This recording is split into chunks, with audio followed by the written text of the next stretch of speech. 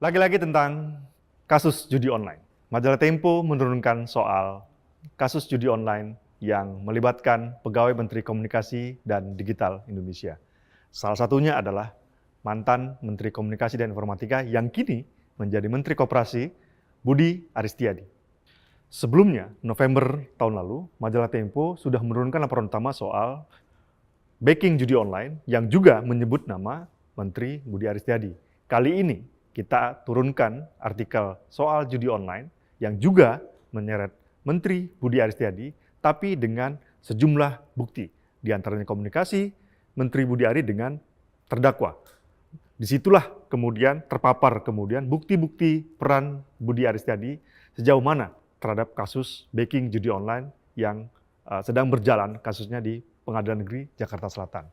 Menteri Budi Ari juga bergerilya ke banyak pihak. Ada politikus, ada tokoh aparat keamanan, dan banyak pihak lainnya.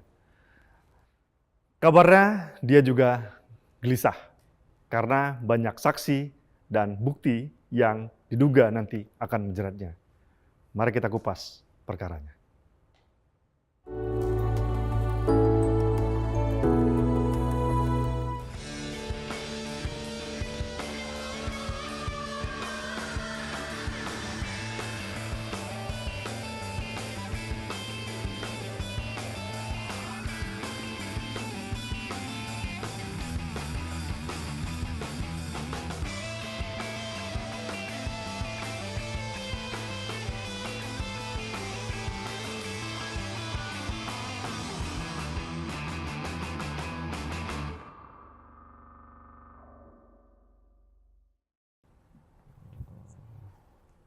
Oke, Kori dan Pep, kita kan pekan ini sudah menuliskan laporan utama soal peran Menteri Budi Ari dalam kasus judi online pegawai Kementerian Komunikasi dan Digital.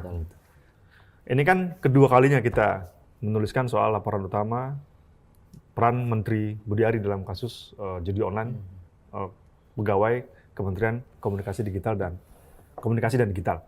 Itu kan pertama tanggal 17 November ya. Nah, 17 November itu kita sebenarnya sudah menyinggung sedikit.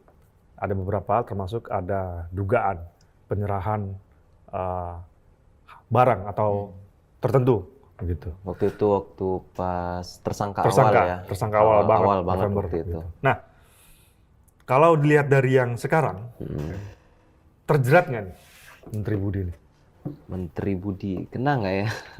Bisa jadi sih Bang, bisa jadi. Apa alasannya? Karena di sidang kita sama-sama menyimak lah. Nggak sekali dua kali ya nama Menteri Budi Ari disebut oleh terdakwa gitu ya. Ada yang bilang tahu praktik penjagaan ini, ada yang bilang oh pernah dilaporin nih, cuman tidak ada tindakan yang tegas gitu di awal. Nah, dilaporin ke Menteri Budi maksudnya? Atasannya gitu kan, sampai ke atas gitu.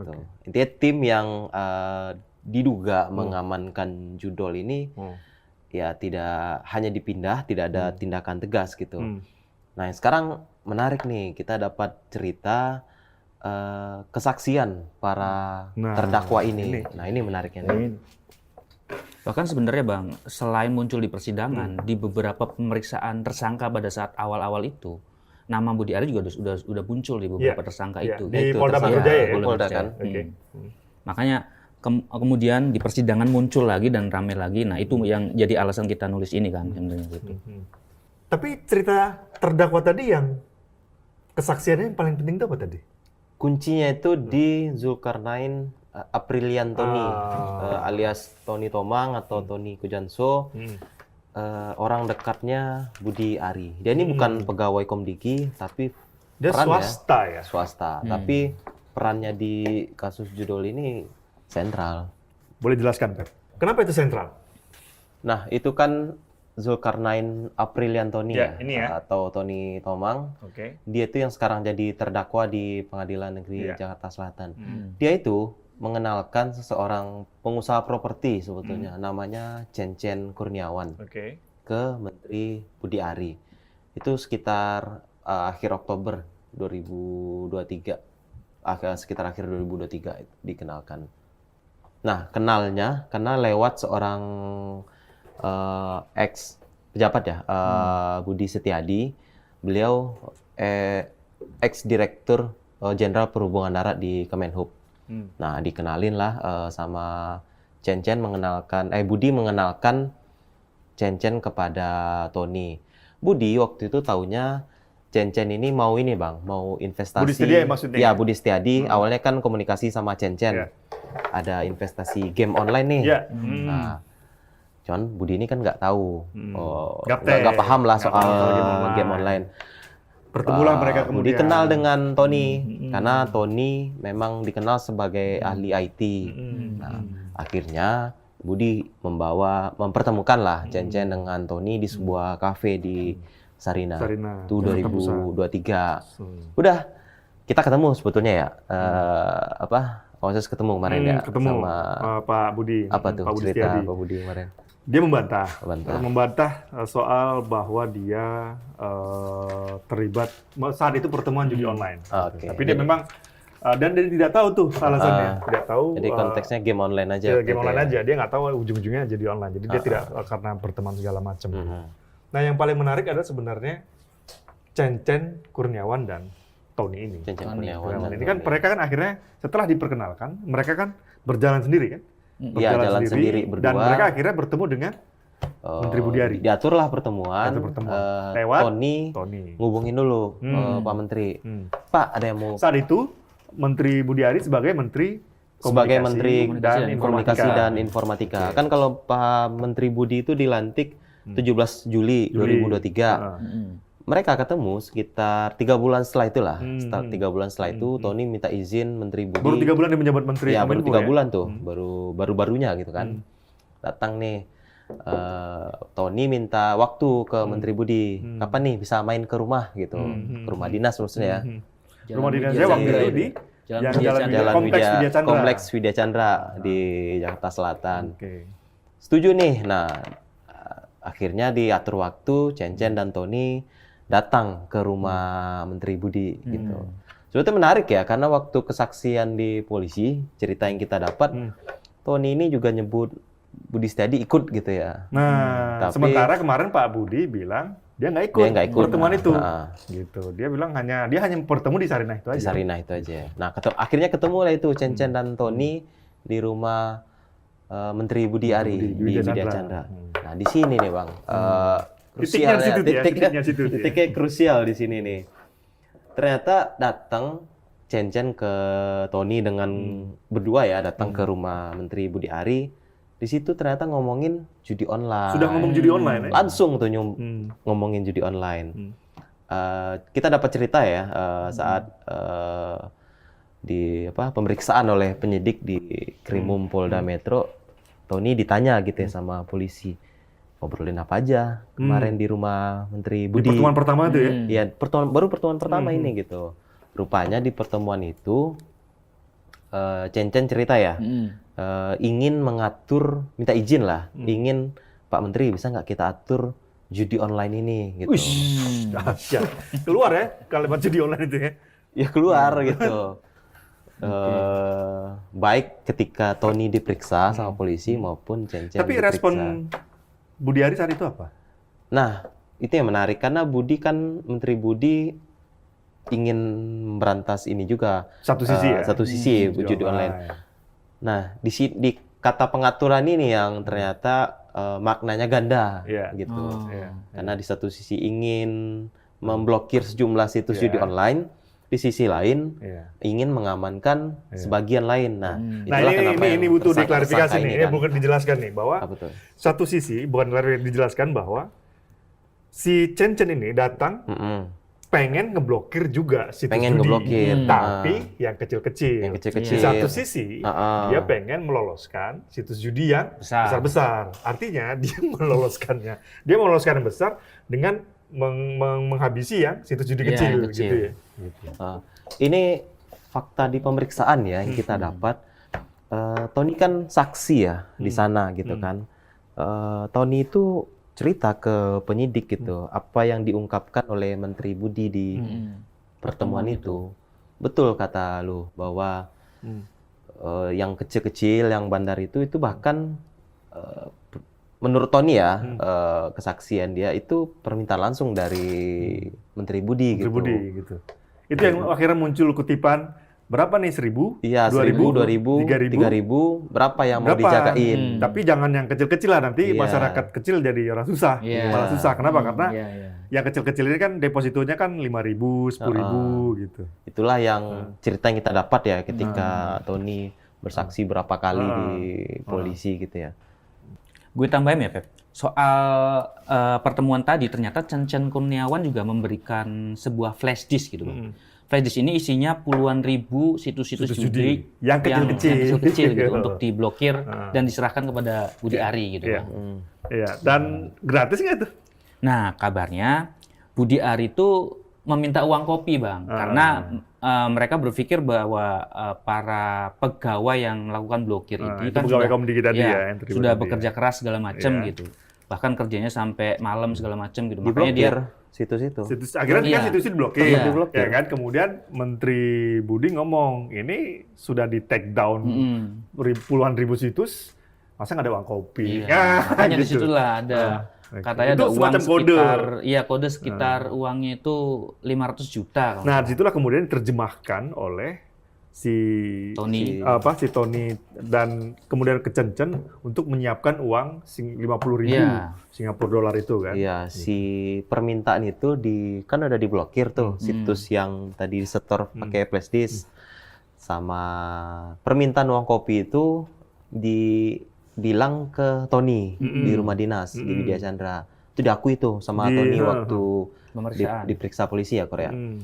Nah, Tony lapor ke Chen. Kok nggak ada uang kopi? Oke, disiapin kata Chen. Nah, kemana nih? Menarik nih Bang. Kan Chen menemui seseorang lagi. Nah, siapa dia, Pep? Kohling Kohling alias Oke. Halim. alias Halim. Dia ini juga nggak kalah sentral nih. Dia bosnya Chen ya? Sebetulnya bukan bos ya. Kalau dari pemeriksaan polisi ya, kita dapat cerita Chen ini yang tadi ngasih flash disk ya. Flash disk itu kan dapat dari si Kohling ini ya. Dan uangnya dari Kohling ini juga yang menyerahkan Yang 50.000 US dollar itu, Singapura itu ya. 5. Gitu. Oke. Dan daftar nama-nama situs judi yang kecil-kecil itu kan dari dia juga tuh. Ya, Pengakuan. dari- Jadi Chen ini kan sudah diperiksa polisi juga nih. Dia juga sudah diminta keterangan segala macam, dan dia mengakuin bahwa tadi kan ada penyerahan flash disk berisi puluhan ribu flash disk nih. Nah, itu hasil crawling dia mengakunya dari Kohling. Jadi Kohling ini sumber dua hal. Sumber ngasih data situs judi yang kecil-kecil, yang kedua sumber duit. Dana ya, sumber duit.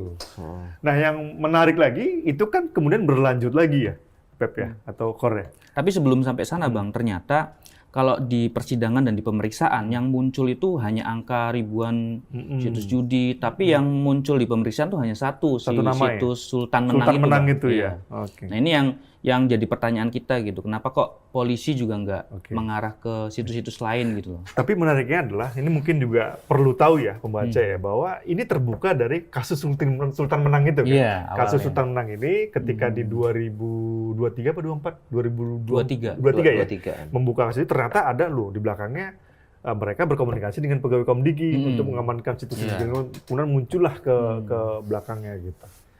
Cuman menariknya memang Kohling alias Halim ini kita masih misteri ya Iya. siapa.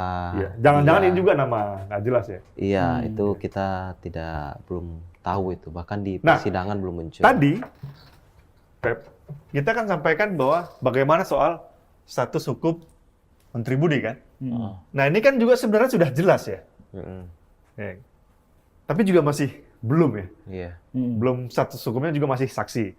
Nah ini sudah diperiksa belum ya? Kita si Kohling. belum dapat Belum dapat kesaksian informasi. ya. Belum dapat bahwa kesaksian ya? Halim, Soal dia diperiksa atau belum ya? Tapi bahwa itu nama itu diakui oleh Chen saat pemeriksaan, nah itu benar. Iya, iya. Jadi memang peran Menteri Budi itu terlihat bagaimana dia bernegosiasi dengan Tony. Dia meminta uang kopi, dia kemudian itu ceritanya detail ya. Kemudian ada diserahkan uang kopi itu di ruang tamunya di Widya Chandra. dan dibungkus dalam kemasan kopi Arabica, uang Iya. itu. Nah, yang menarik dari penyerahan uang itu kan Apriliantoni itu menyebut ini uang untuk Projo. Betul. Itu uang untuk Projo, dan kenapa Projo juga terseret namanya dalam hal ini? Kita sebetulnya belum tahu persis ya kenapa waktu itu disebut ketika uang kopi itu uang untuk Projo, tapi bahwa Menteri Budi Ari profilnya kan ketua umum Projo ya, organisasi relawan pendukung mantan Presiden Joko Widodo ya. gitu.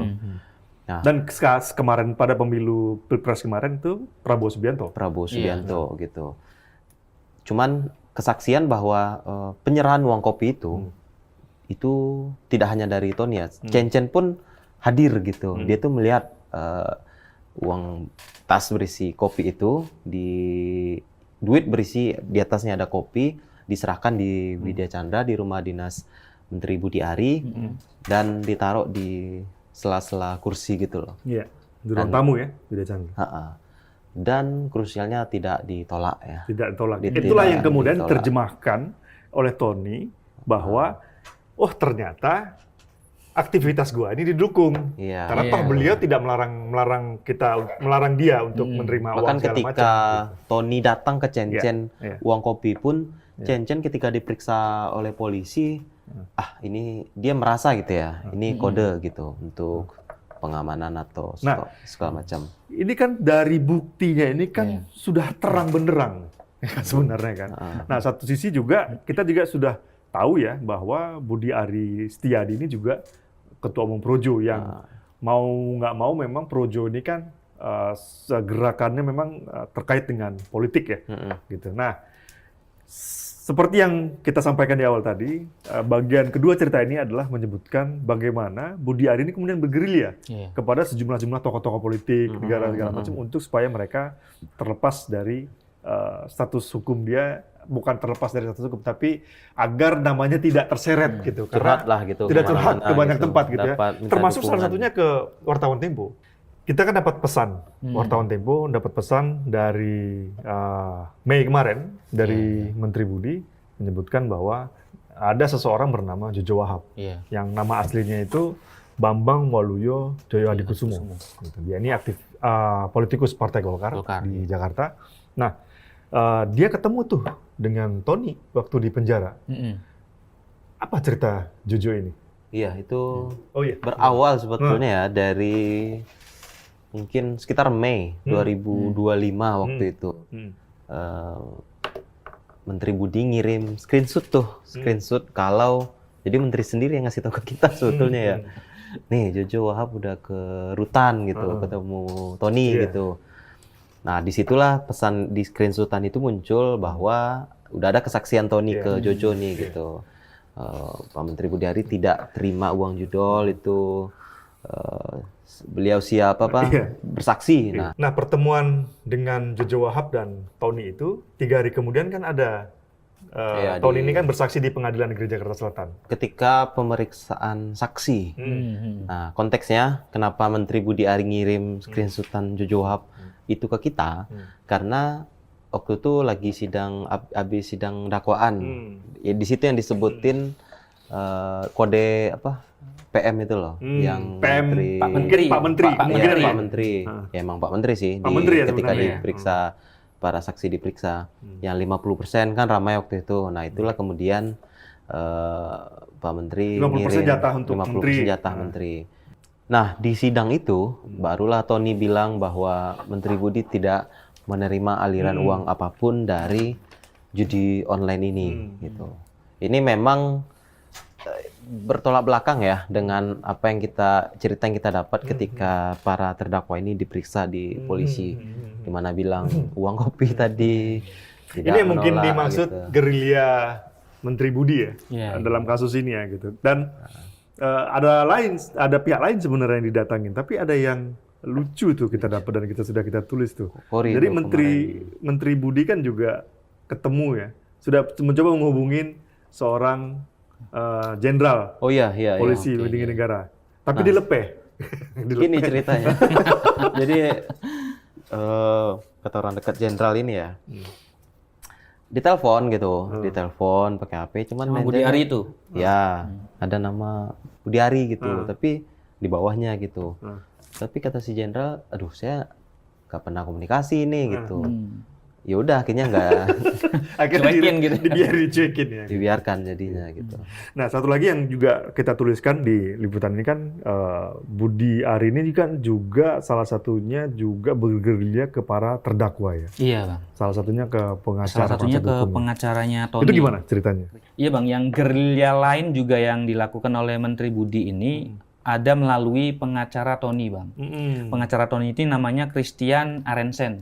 Nah, termasuk pertemuan antara Jojo dan Tony di dalam penjara itu Dia tahu, ya? dikonfirmasi juga sama Ya, dia Christian, membenarkan. gitu. Memang ada kunjungan dari Jojo ke dalam sel gitu, bertemu dengan Tony gitu. Nah, selain itu ada cerita menarik juga soal bahwa Menteri Budi Ari ini mengirimkan orang kepercayaannya utusan untuk meminta bertemu dengan Christian, Bang. Akhirnya itu tuh kejadiannya setelah dia datang pulang dari Vatikan, pelantikan Paus itu. Paus Leo. Nah, di situ akhirnya bertemu di salah satu tempat lah di Jakarta itu. Di situ Christian ini menggelontorkan beberapa dokumen pemeriksaan, Bang. BAP ya? BAP ya. Berita pemeriksaan. Jadi Menteri Budi juga sempat meminta untuk dibacakan beberapa gitu. Akhirnya setelah tahu isi dari pemeriksaan itu kaget dia.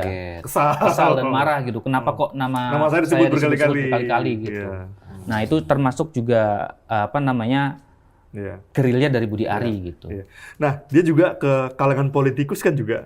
Tapi sebelum itu ya, sebelum tadi kesel itu, ada ini ya, ada Christian ya cerita ya. Memang bisa nggak nih saya bersaksi di sidang? Oh iya. Gitu. Budi Ari pengen bersaksi nih. Dia mau Karena klarifikasi memang sama dia. setelah namanya disebut lah oleh para terdakwa ini saat diperiksa gitu kan, ada selain kekesalan tadi ya, ada apa namanya itu, bisa nggak keinginan untuk menjelaskan gitu. Tapi kalau saksi kan cuma dua. Saksi meringankan atau memberatkan? Memberatkan. Nggak mungkin ada saksi untuk dirinya sendiri kan? Iya, dan dua-dua ini memang nggak layak, nggak pas ya? Nggak berbahaya juga. Berbahaya gitu. juga. Dan sempat ditawarkan sebenarnya Bang sama Christian. Tapi dia akhirnya itu tidak terjadi. Iya. Tapi yang tadi soal politikus tadi, itu juga menarik ya. Dan kita meyakini bahwa banyak politikus yang dihubungin ya. Iya, betul. Salah satunya ada anggota DPR lah, teman kita juga yang ya curhat lah gitu. Nah, dalam kasus ini ada lagi satu peran yang cukup sentral dan ini juga kemarin disebut berkali-kali, yaitu dia ini masih 30-an umurnya ya. Iya, namanya Adi Kismanto. Adi Kismanto Yang alias Valen. pada 2024 atau 2023 direkrut lolos menjadi tenaga ahli di Kementerian Komdigi ketika Budi Ari menjadi Menteri Kominfo. Padahal dia hanya lulusan sekolah menengah kejuruan. Sekolah menengah kejuruan. Sementara seleksinya itu adalah untuk sarjana, tapi dia tetap lolos. Nah, bagaimana peran Adi Kismanto ini sebenarnya? Sebenarnya ada yang menarik Bang dari proses rekrutmen Adi Kismanto ini. Oke, gimana tuh? Jadi Adi Kismanto ini dikenalkan oleh Tony. Tony lagi. Iya, Tony lagi. Karena dulu anak buah. Iya, anak buah. bawahan. Oke. Tim digital ya. Tim digital Tony dulu ya. Nah, proses rekrutmennya ini sebenarnya memang pada saat itu Kominfo ya, masih Kominfo dulu, memang lagi membutuhkan tenaga untuk pemblokiran konten negatif gitu. Termasuk situs judi online. Saat itu Tony bersama dengan Adi datang ke ruangannya Pak Menteri di lantai 7 ya waktu itu ya. Nah, dikenalkan di situlah. Nah, pada saat itu juga berarti sebelum seleksi sudah bertemu tuh. Adi Kismanto dengan Budi Ari. Jadi Budi Ari itu meminta ke Tony untuk mencarikan, carikan hacker gitu yang jago untuk blokir gitu. Akhirnya karena punya latar belakang bahwa Adi ini kenal dengan Tony, akhirnya dikenalkanlah si Adi ini ke Budi Ari. Nah, dari situ Adi sempat mempresentasikan kebolehannya gitu. Oke, itu yang aplikasi Clandestina ya? Ya. Di lantai 7 7 ruangannya Menteri Kominfo kala itu ya. Iya. Nah, dia akhirnya setelah melihat kebolehannya Terpesona lah Budi Ari, akhirnya meminta untuk ke bagian SDM untuk rekrut lah. merekrut, Nah, Nah, akhirnya- terpesona ini tuh Sebenarnya tanda petik juga Bang, terpesananya. Karena Kenapa? sebenarnya ada sumber lain yang mengatakan bahwa aplikasi clandestina itu sebenarnya nggak bagus-bagus amat. Iya, biasa-biasa Iya, aja gitu. Bahkan tidak lebih canggih dari Iya. aplikasi yang udah Iya, dipunyain Jadi Kominfo. kenapa terpukau gitu? Kita yang sumber kita cerita gitu ya. Itu cuma 10 menit presentasinya gitu. Saat selesai, oke. Jadi masukin lah gitu. Iya. Hanya sebentar ya. Tapi kenapa dia juga menjadi sentral dalam kasus ini? Sebenarnya selain dia juga kan mengumpulkan alatnya itu mengumpulkan menyaring ribuan situs judi juga kan untuk diseleksi juga Bang gitu. Nah, salah satunya adalah dia mengenalkan Alwin Kimas. Jabarti Kiemas. Nah, Alwin dan Agus. Tapi ini bukan foto Agus ya. Iya, iya. Gitu. Apa peran Alwin dan Agus dalam kasus ini? Kalau Alwin ini sebenarnya berawal dari nggak langsung ke Adi ya Bang. Jadi Alwin ini berawal dari pertemuan dengan seorang kenalannya di sebuah klub malam namanya Jonathan. Nah, pada saat pertemuan itu, Alwin ini bercerita bahwa dia sering berkomunikasi dengan pegawai Komdigi gitu. Setelah itu, Jonathan yang ditemui Alwin itu belak-belakan bahwa dia sedang menjaga situs judi. Dia langsung menyebut. Akhirnya di situ ada penawaran lah. Kira-kira mau nggak bantu kerjasama Alwin gitu. Alwin yang menawarkan. Iya. Bukan, Jonathan yang menawarkan ke Alwin. Jonathan, Akhirnya Alwin mencoba untuk menghubungi orang yang ada di internal Komdigi itu. Di Komdigi dikenalkanlah dengan Fahri. Fahri Zulfikar. Dia ini terdakwa juga dari klaster Komdigi. Bicara soal klaster, Kor, ini kan di tulisan kita nih kan kita menyebut bahwa ada 5 klaster. Mungkin Kori bisa jelaskan. 5 klaster ini apa saja sih sebenarnya? 5 klaster ini yang pertama ada klaster koordinator, Bang. Ya. Koordinator di Isinya dalamnya ini siapa aja nih di dalamnya ada Tony. Tony tadi ya, Alwin, Alwin Kimas, Jabar Kimas, terus ada Adi Kismanto, dan Agus Muhrijan alias Agus. Ya. Kemudian yang kedua ada klaster pegawai Kominfo. Itu yang jumlahnya 9 orang ya? Ada 9 orang. Oke. Di dalamnya itu ada Denden dan kawan-kawan. Klaster berikutnya? Berikutnya ada klaster agen. Oke, agen ya? Agen ini yang bisa disebut juga sebagai marketing ya Bang. Jadi yang menghubungkan antara si pemilik situs judi dan pegawai Komdigi gitu. Kemudian ada penyetor uangnya. Penyetor uang ini dari yang disebut sebagai pemilik situsnya. Kemudian yang terakhir itu klaster penampung uangnya Bang. Itu. Penampung uang dalam hal ini pengepul ya, pengepul uang gitu ya. Tapi sekali lagi yang menarik ya, Kor ya, ini kan masih pengelola situs kecil-kecil gitu. Sementara yang situs bandarnya yang pemilik pengelola bandar yang besar itu tidak juga terungkap. Tapi memang kita ketemu nggak sih waktu itu? Apa sih kenapa polisi nggak juga memeriksa yang lebih besar gitu? Nah itu dia Bang. Sebenarnya ada beberapa nama DPO juga ya Bang yang disebut sebagai bandar utama gitu. Oh ada ya DPO ya? Ada 4. Iya ada 4. Ada 4 DPO. Satu. Salah satunya inisial ya? Inisial AJ. J terus termasuk yang Jonathan tadi yang bertemu dengan Alwin itu juga DPO. DPO ya. Terus ada inisial C dan inisial F. Inisial C dan F. Iya. Dan ini apakah membuka tabir belum tahu juga. Belum tahu juga bahwa yang disebut ada yang diterdakwa sekarang itu pun juga masih ini ya simpang siur perannya. Salah satunya itu mungkin Kori dapat cerita kemarin ya soal Ana ya. Ana ya. Ana itu peran dia adalah Ana ini sebenarnya istri dari J yang DPO itu Bang. Jadi dia menjadi tersangka ya. Iya, menjadi tersangka. Dan terdakwa, belum terdakwa. Terdakwa juga. Sedang berjalan juga. Dia dianggap sebagai inilah pemilik situs judi lah. Pemilik situs judi, ya. Cuma kita dapat informasi pengakuan bahwa dia tuh bukan pemilik lah. Dia hanya Iya, kenapa begitu Iya. teman-teman? Ini kan bukan pertama kali ya kita sekali lagi menulis kasus judi online kan. Ini mungkin yang keempat ya.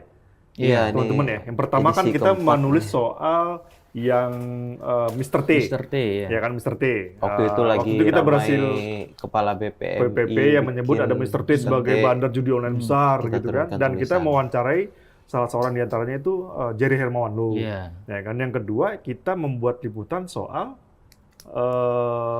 kasus pertama. Kasus pertama yang ketika pas rame, diterungkap ya. pertama kali rame. November kasus Komdigi 2024. diterungkap ya, yang Iya. tadi lewat Sultan Menang segala macam yang juga ada Waktu itu kalau ada nggak salah liputannya kantor. was-was slot itu, Iya. covernya tuh Was-was judulnya slot, gitu. ya. Itu waktu ada apa?